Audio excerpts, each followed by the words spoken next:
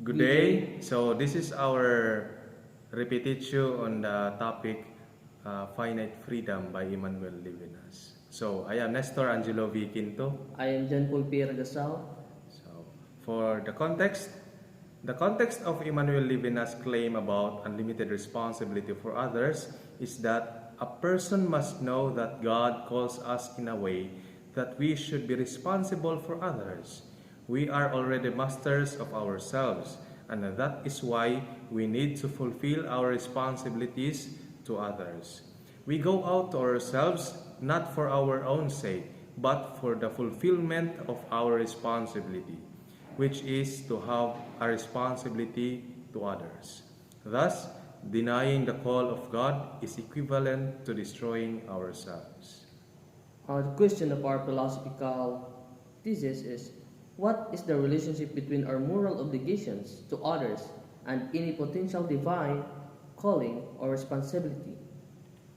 So for our thesis, moral obligations to others are rooted in a divine calling or responsibility, transcending mere human empathy or social norms.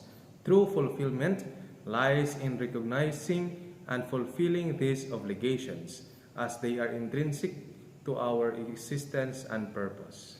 To paraphrase, our moral duties towards others are not solely driven by human empathy or social construct, but are deeply rooted in a divine imperative. Recognizing and fulfilling these obligations are fundamental to our fulfillment and purpose as human beings, as they connect us to a higher calling beyond ourselves. So for our supporting point, being human means being connected to other people. We should care for others more than ourselves, and this comes from a message from God. In our objection, others might argue that putting the needs of others above one's own could result in a disregard for one's own freedom and happiness. So for our answer, although it is essential to recognize the possible risks of putting others before oneself, Levinas' philosophy emphasizes the interconnection of the self and others and believes that real fulfillment arises from realizing and carrying out our obligation to others. In our personal example, imagine a community where everyone selfishly supports each other. Each person's well-being is intertwined with others, creating a harmonious environment where everyone thrives. So for our supporting point number 2, fulfilling our responsibilities to others is essential for realizing our true selves. Denying the divine call to care for others ultimately leads to self-destruction. In our objection, the idea of a divine obligation, according to skeptics, is subjective and might not apply to every person.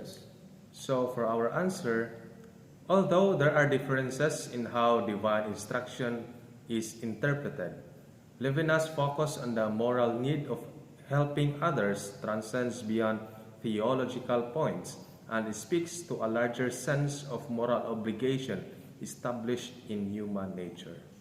In our personal example, consider a selfless act of kindness witnessed during the natural disasters, where people of diverse backgrounds come together to aid those in need, illustrating a universal inclination towards compassion and responsibility.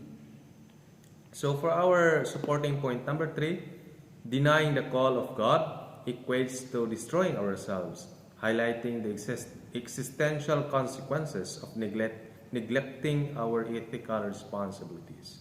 In our objection, some would contend that the idea of God and the divine law is out of date and at conflict with current morality in the modern world.